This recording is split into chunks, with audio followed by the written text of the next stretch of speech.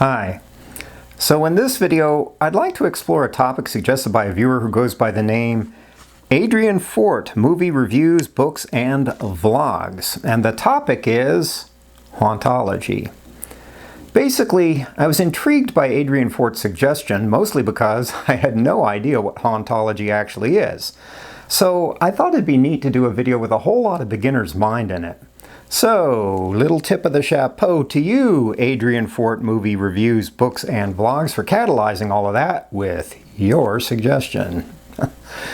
Anyhow, here's the usual table of contents for the material in this video. As usual, you can find the same table of contents in the description section of this video, along with links to the timestamps.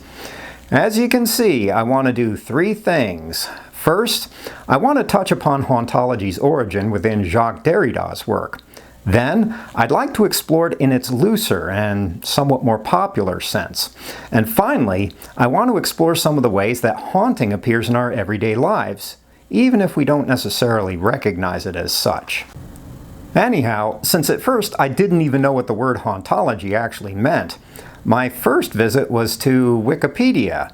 And here's what it said about hauntology. Hauntology, a portmanteau of haunting and ontology, is a concept referring to the return or persistence of elements from the past, as in the manner of a ghost. It is a neologism first introduced by French philosopher Jacques Derrida in his 1993 book, Spectres of Marx. It has since been invoked in fields such as visual arts, philosophy, electronic music, politics, fiction, and literary criticism. Derrida used the term to refer to the atemporal nature of Marxism and its tendency to, quote, haunt Western society from beyond the grave. It describes a situation of temporal and ontological disjunction in which presence is replaced by a deferred non-origin. The concept is derived from his deconstructive method, in which any attempt to locate the origin or identity of history must inevitably find itself dependent on an always already existing set of linguistic conditions. Despite being the central focus of Spectres of Marx, the word hauntology appears only 3 times in the book, and there is little consistency in how other writers define the term. Alrighty then. Okay, so my first thought at that point was, well, it sounds like Derrida is describing temporality, and consequently the temporal element of ontology, in terms of an infinite deferral of presence and meaning, especially by employing the same basic paradigm that post-structuralists use to describe the process of signification. Hence, the whole emphasis on the always already existing set of linguistic conditions. But what he's adding to all of that is, first, a kind of poetic flourish with his neologism hauntology, and then a way of exemplifying it by looking specifically at Marxism's phantasmal reappearance in our post-USSR era. But it also occurred to me that all of that might seem a little bit impenetrable to people who don't know much about post-structuralism or how post-structuralism conceives of things. You know, things like historical process. So it occurred to me that one useful thing I could do in this video would be to make Wikipedia's definition of hauntology a little bit more accessible. And to that end, I'll put a link to one of my older videos in the description section of this video. It's about what structuralism and post-structuralism are, and it gives you a brief primer on Derrida as well as other thinkers in those traditions. But at this point, the more immediate question would probably be, how does Marxism do that? How does it continue to haunt us from beyond the grave, even into the 21st century? And I suppose that the first and most obvious answer would have something to do with all of the mass genocidal purges perpetrated by despotic socialist and communist regimes during the last century. With all of those legions of hapless, nameless souls consumed in the insatiable furnace of self-righteous Marxist ardor. Millions and millions of them, their tormented faces drifting away like tiny sparks into the cold midnight sky of history. And then falling gently to earth like snow, covering our world in immense drifts of lifeless ash, an inconceivably horrifying testament to humanity's penchant for well-justified cruelty. How could we not be haunted by something like that? Well, it turns out that the answer is fairly easily. In fact, I'd say that we're haunted by that vast spectacle of death only on our better days. Only when we've somehow become permeable and receptive to the ghosts of our collective past. More commonly, and perhaps understandably so, our real passion is to forget. To forget the horrific chorus of screams echoing through the wells and warrens of time. And with the bliss of forgetfulness comes a new wave of hauntings, and most especially a desire to resurrect all of the ancient justifications for cruelty and death. After all, very few of the rays that inhabit the skies of this world are as perennially attractive and seductive as the idea of taking from those who have much and giving it to those who have little, whether it's justified by the traditional Marxist logic of from each according to his ability to each according to his needs, or by way of the more modern vocabulary of equity. In any case, it's a rationale at least as old and at least as viscerally satisfying as the medieval tale of Robin Hood. So in those regards, I'd agree with Derrida that the specter of Marxism does indeed haunt us to this day, although perhaps not so much in ways he'd find agreeable. However, as Wikipedia's entry also describes, the term hauntology has come to refer to a host of other phenomena in today's world, and most especially to a form of music. I'll put a link to a sample of that music in the description section of this video. To me, it sounds mostly atmospheric, with a lot of layers of 80s synth textures.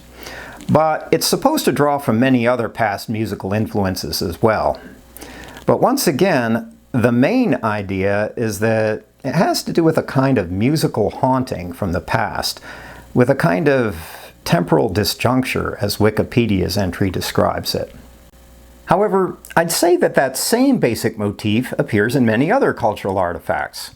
For instance, the whole steampunk thing seems to have to do with a kind of hauntology. That's because a big part of the steampunk aesthetic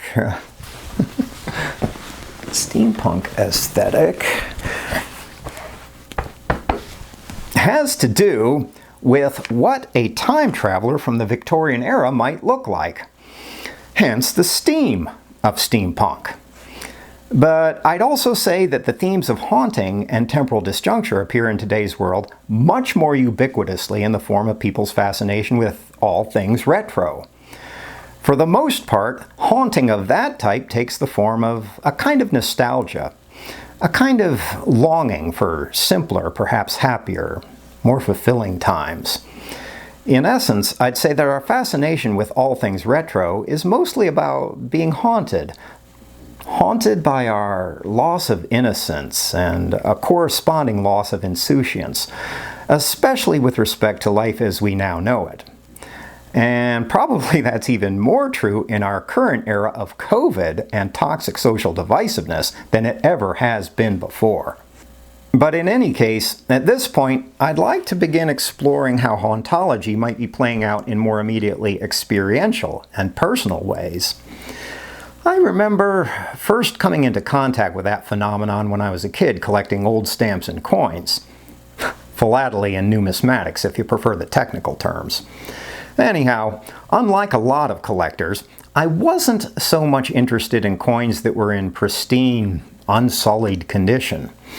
Instead, I always seemed to prefer the ones that bore the marks of having passed through many hands, the ones worn by thousands of desires and dreams. And as I collected those old coins, I would wonder about all the lives and all the situations they must have passed through in order to get to my hands. I would gaze at them, sometimes for hours, mesmerized by their antiquated designs, which seemed to radiate a different aesthetic and a different relation to life. And in the midst of all of that, I realized that my own hands must also be leaving impressions on them, and that I too was a link in the endless chain of souls that those old coins represented. And to a little kid like myself, there seemed to be something incredibly magical about all of that, almost as if I were on the edge of traveling through time myself. And I remember feeling a similar sensation a few years later when I started studying Latin, as well as reading centuries-old works by people like Chaucer, Shakespeare, and Milton. At that time, I was completely fascinated by the fact that the spirits of people who departed this life centuries ago, or even millennia ago, were somehow speaking to me in their own words, as if their souls had somehow come unstuck in time and were intersecting with my own and filling my consciousness with an awareness of their presence in this world, even over immense spans of time. For me, it was one of those amazing youthful experiences, and it only grew more intense as I began to think of people like Ovid and Cicero and Virgil, not merely as objects of academic study, but as companions along the road of life. Basically, as friends in a sense. But beyond all of those sorts of youthful adventures, I suspect that hauntology plays an even more intimate and personal role in our lives, particularly at the level of what haunts us from the inside. And of all of the things that might fit that description, probably none is more common or more cutting than the experience of regret. Maybe it's about how we got drunk and acted like a horse's ass at a party. Maybe it's about how we were needlessly cruel or stupid or insensitive somehow. But in one way or another, practically all of us are haunted by the moments when we've clearly demonstrated to ourselves that we're not really the kind of people we'd like to be. In fact, probably not even close. That's because our regrets have a way of showing us who and what we really are underneath all of our illusory desires and self-deceptions, which is probably one of the most terrifying apparitions in the entire world. One whose mournful ululations haunt even our happiest and most self-congratulatory fantasies and beckon us toward that terrible, desolate graveyard, toward that dark funereal place where all of our mistakes and misdeeds can rise once again from their ancient sepulchres. And okay, that's not necessarily an easy or pleasant experience, but it's a very real one. But in any case, at the end of the day, it's actually nothing more than life, isn't it? Nothing more than life's strange, inscrutable way of fulfilling its own internal logic and drawing us beyond ourselves in the process. Who knows, perhaps in the direction of eventually fulfilling our first and best destiny in this world.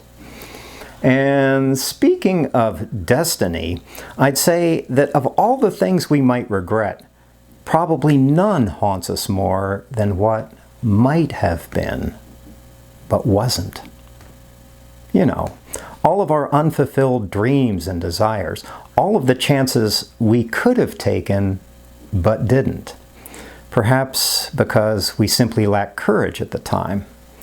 And as a consequence, I'd also say that one of life's great ironies is that we're haunted more by absence than by presence. More by what isn't than by what is. More by all of the omissions and lacunae in our lives than by any mistakes we might have made along the way. That's because in the final analysis, what we've done is never quite as thoroughly terrifying as what we haven't done. And while we can easily make all sorts of dumb, regrettable blunders, the fact is that we're living life along the way, and odds are pretty good that we'll move past our mistakes eventually. But the chances we never take, well, they'll always remain inside of us, unlived and unfulfilled, forever frozen in time, and always haunting us with their mournful lament of what if and what might have been. But at the end of the day, I suppose that that too is simply another part of the human adventure. And the fact is that we all have plenty of occasion for regret of both types. Okay, maybe a few of us are immune from that sort of thing. You know, like people in vegetative comas, maybe a few warped sociopaths, or a couple of brain damage cases here and there. But for the rest of us, life is a matter of one sort of haunting or another, and consequently, of feeling the wraiths of our regrets streaking through the midnight sky of our minds at least every now and then. That's because, well, it's because at the end of the day, no one's life is ideal, and we're all bearers of flaws and faults. And most of us have enough reflective capacity to recognize them, at least vaguely, even if we usually prefer to deny them. And as a consequence of all of that, it turns out that a lot of life is really about, well, it's really about the challenge of finding value in our imperfections, in the very midst of all of the phantoms and wraiths that haunt us through the years. And this brings us back full circle to Derrida and his play upon the phonemic similarity between hauntology and ontology, both in the original French and in English too. Gotta love that. Of course, as a thinker with a decidedly post-structuralist bent, he probably meant that mostly as a jibe aimed at people who see ontology as an essential undertaking, and probably more specifically at thinkers like that within the phenomenological tradition. However, I'd say that his play on words also reveals something crucial about the nature of being. Namely, that to be is to be haunted. And as a consequence, maybe part of what life is asking of us is, maybe it's to see if we can embrace all of the disembodied, fugitive spirits that fill our hearts and minds. All of the unsettling temporal and ontological disjunctions that haunt us throughout our lives. To learn to love them, to become intimate with them, and consequently, to learn to love the larger totality of life itself. Yeah. Well, okay, that's my doubtlessly amateurish attempt to spend a few minutes exploring both hauntology and hauntings more generally.